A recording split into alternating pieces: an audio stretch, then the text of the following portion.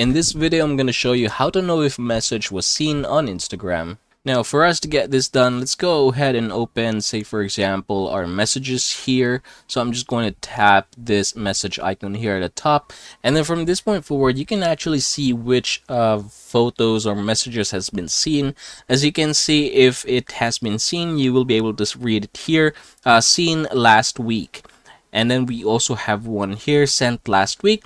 But if you are going to go ahead and click that one, that message has not been seen actually by that particular person. Similarly here in this particular message here, if you are going to click or be able to see here the message that you have sent, you will be able to see down below it that it has been seen and how long ago has it been seen. So in my case, for example, 2 minutes ago.